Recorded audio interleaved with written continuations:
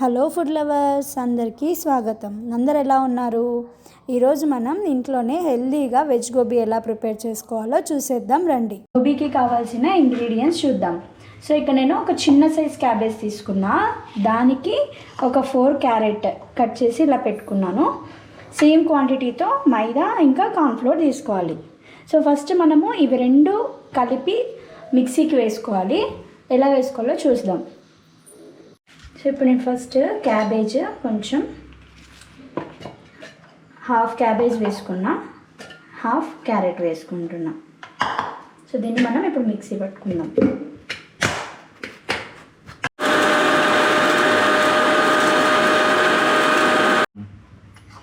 So ఇలా చేసేసుకోవాలి paste. Carrot నార్మల్గా కట్ చేసుకుంటే టైం ఎక్కువ తీసుకుంటుంది మెరగడానికి. సో తురుముకోండి, ఈజీ అవుతుంది. ఇప్పుడు ఇందులోకి మనం మైదా చూసి కలుపుకోండి. Same cornflour. సో అది హాఫ్ వేసాను, ఇది కూడా హాఫ్ వేస్తున్నా. ఇప్పుడు ఇలా కలుపుకున్న దాంట్లోకి ఒక 1 స్పూన్ ఉప్పు,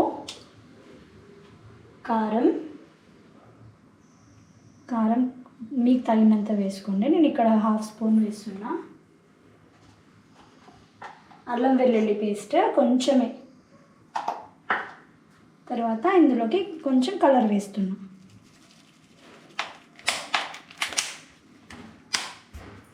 సో ఇవన్నీ బాగా కలుపుకోవాలి. మరి కలుపుకొని ఒక 5 మినిట్స్ పక్కన పెట్టేసుకోండి. సో ఇప్పుడు మనం ఆయిల్ తీసుకున్నాను ఫ్రై చేసుకోవడానికి.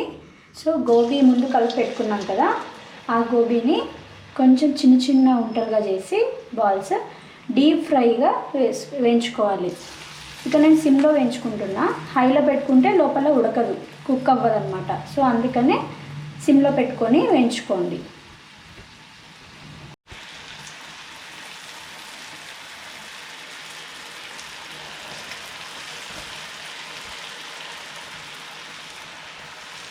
ఇలా డీప్ ఫ్రై చేసేసుకున్న గోబీని పక్కకు తీసేసుకుందాం. తర్వాత ప్రాసెస్ చూద్దాం రండి. ఇప్పుడు మనం ఒక ప్యాన్లో ఒక 3 టేబుల్ స్పూన్ ఆయిల్ తీసుకుందాం. ఇప్పుడు గోబీ చూసారు కదా ఎట్లా ఫ్రై చేసుకున్నామో. తర్వాత ఇప్పుడు గోబీ ప్రాసెస్ చూద్దాం. సో ఇప్పుడు ఆయిల్ తీసుకున్నాము. ఆయిల్లోకి కొంచెం కరివేపాకు,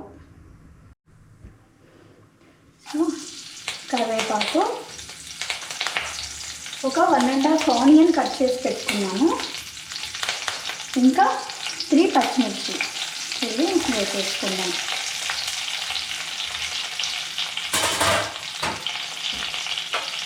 ఇవి బాగా ఫ్రై చేసుకుందాం.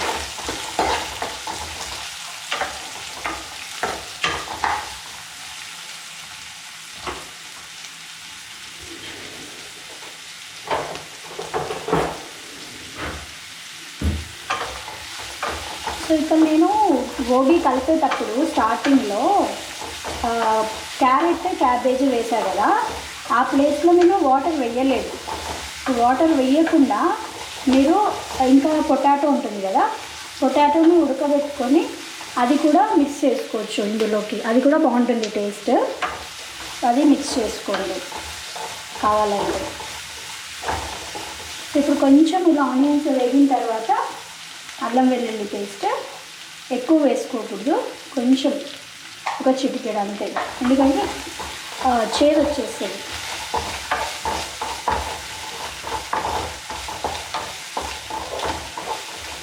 ఇలా బాగా ఫ్రై చేసుకోవాలి.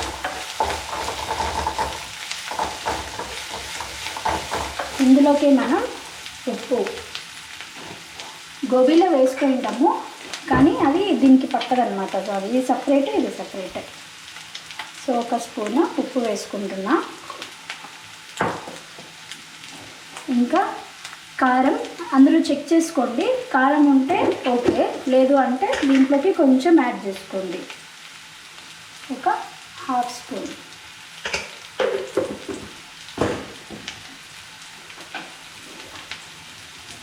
వేసుకొని బాగా కలుపుకోండి. చూడండి, ఈ డ్రై గోబీ ఇట్లా కొంచెం గట్టిగా ఉండాలన్నమాట. అంత వరకు మీరు డీప్ ఫ్రై చేసుకోండి. అలా వేగిన దాంట్లోకి నేను గోబీ వేసేస్తున్నాను, డ్రై గోబీ.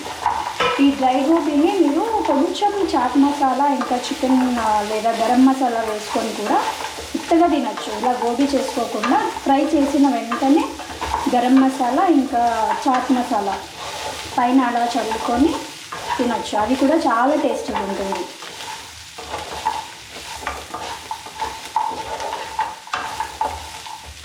ఇలా కొంచెం అయిన తర్వాత ఇప్పుడు కార్న్ఫ్లోర్ ఉంటుంది కదా, కార్న్ఫ్లోర్ని నేను ఇలా కొంచెం వాటర్లోకి కలుపుకున్నా. ఇది వేసేస్తున్నాను. ఇది వేయడం వలన మనకు కొంచెం థిక్ కన్సిస్టెన్సీ వచ్చింది గోబీ. తినండి. కొంచెం ఒక 2 table spoon chilli sauce,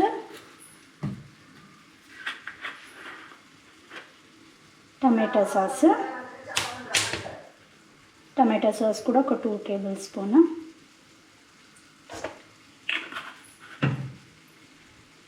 soya sauce కొంచెం తక్కువ వేసుకోండి, అంతే 1 స్పూన్ వేసి బాగా మిక్స్ చేసుకోండి.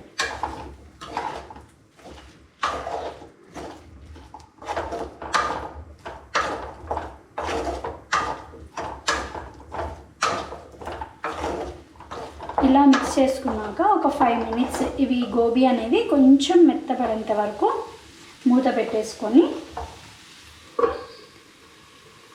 తీసుకోండి. స్టవ్ ఆఫ్ చేసుకోండి. అంతే, గోబీ రెడీ. ఇలా రెడీ అయిన గోబీని ప్లేట్లోకి సర్వ్ చేసేసుకుందాం. మీరు కూడా ఈ రెసిపీని ఇంట్లో ప్రిపేర్ చేసి ఎలా ఉందో కామెంట్లో షేర్ చేయండి.